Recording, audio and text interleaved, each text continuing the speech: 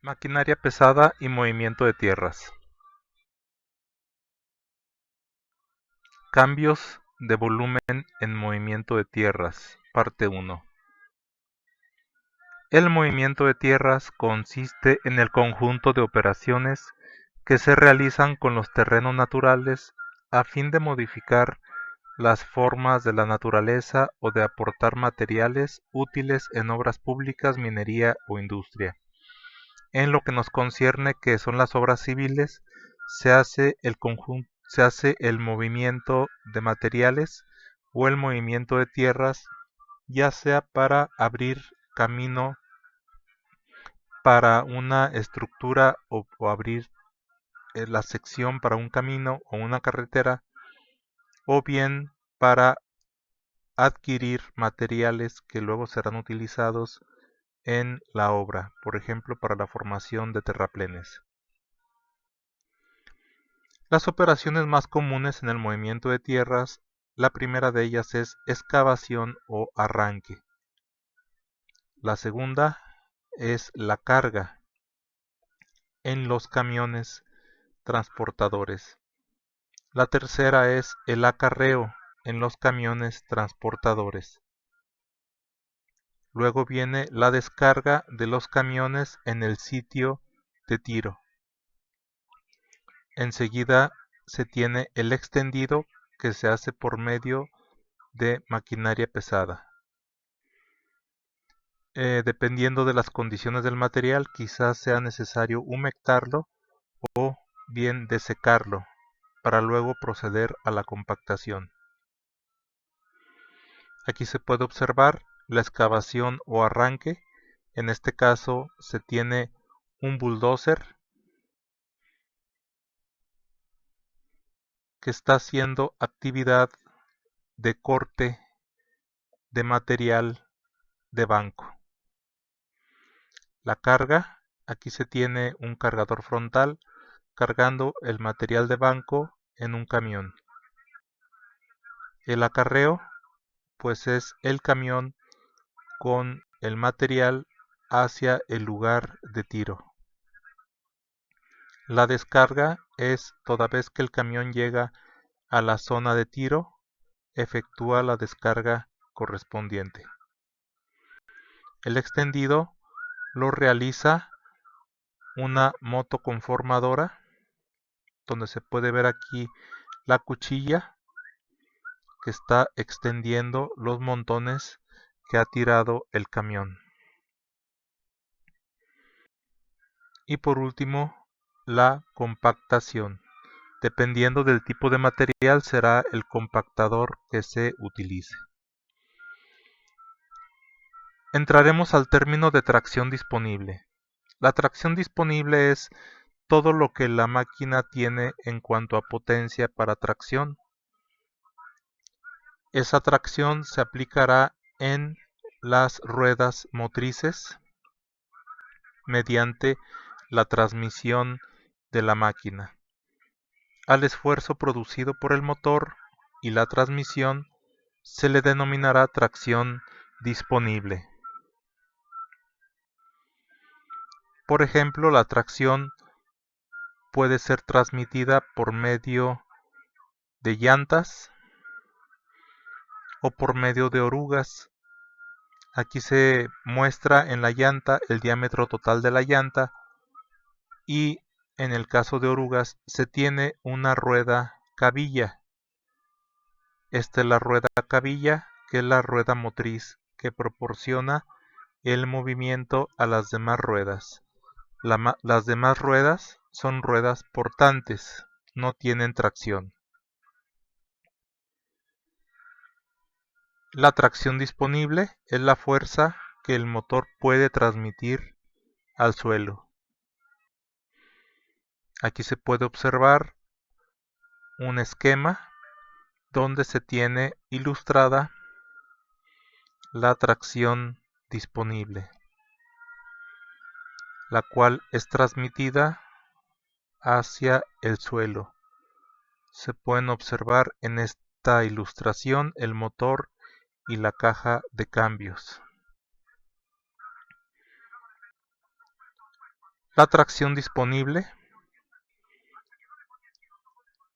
en kilogramos es igual a 367 por la potencia en kilowatts multiplicada por el rendimiento de la transmisión.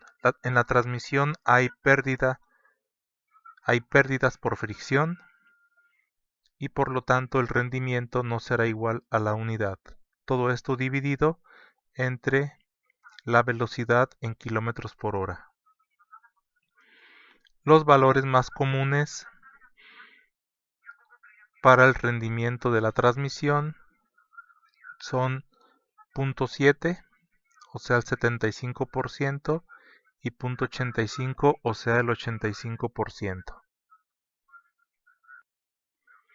La tracción utilizable, por su parte, es que en función del peso de la máquina se dispondrá de determinada tracción. La tracción utilizable prácticamente se refiere a la tracción que efectivamente es transmitida al suelo, es decir, con la cual la máquina no se resbala.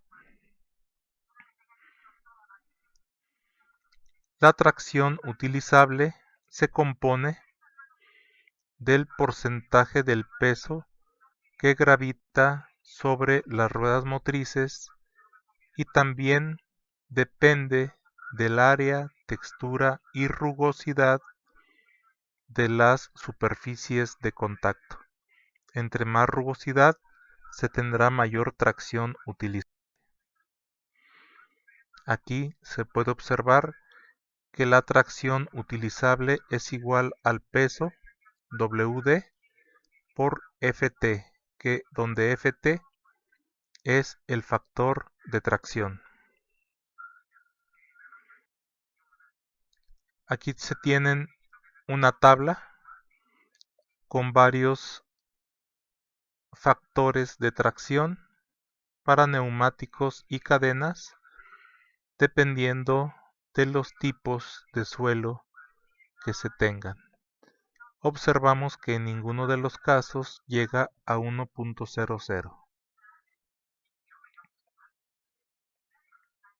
Cuando hay una pendiente, entonces existe una componente que mantiene a la máquina pegada al suelo. El peso total está dado por este vector y se tiene aparte otra componente que intenta jalar a la máquina hacia abajo.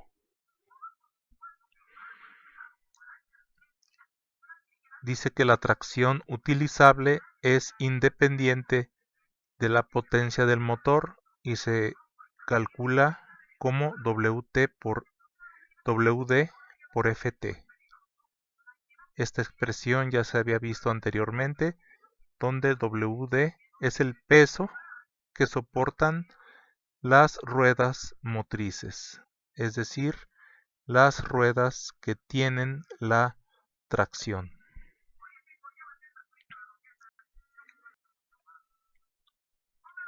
En el cálculo de la adherencia hay que tener en cuenta el número de ruedas motrices y la carga soportada por las mismas, que se denomina peso adherente.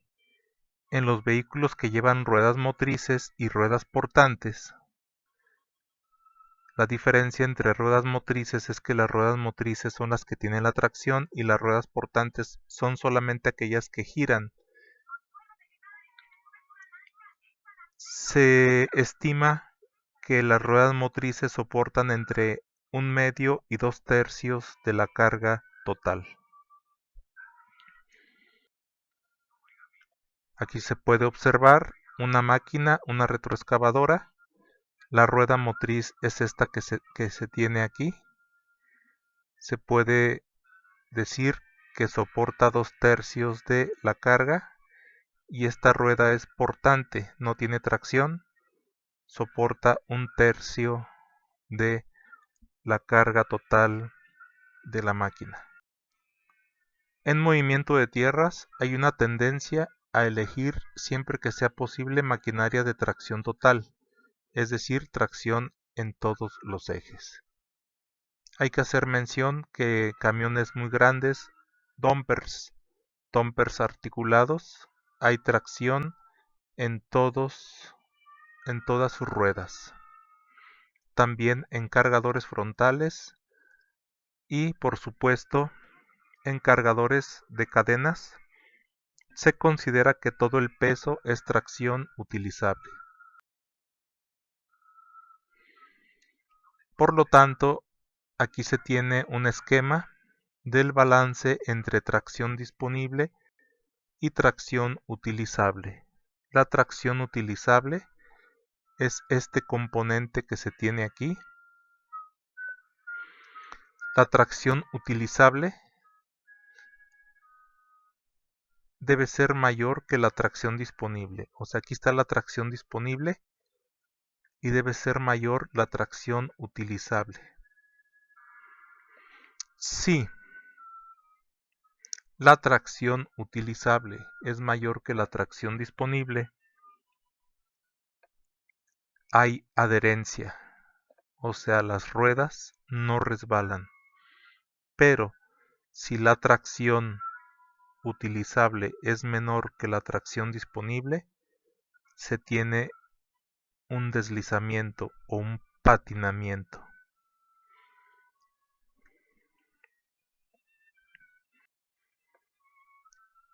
De todo lo anterior se deduce que de nada sirve que una máquina tenga un grupo propulsor muy potente, es decir, que tenga muchísima tracción, si no tiene el peso suficiente para conseguir un esfuerzo tractor. Es decir, si la máquina tiene muchísima tracción pero tiene un peso muy pequeño, no se va a mantener pegada al suelo cuando se aplique esa tracción. Por lo tanto, es necesario tener un criterio para elegir una máquina que tenga equilibrado su propulsión con su peso. Fin de la primera parte.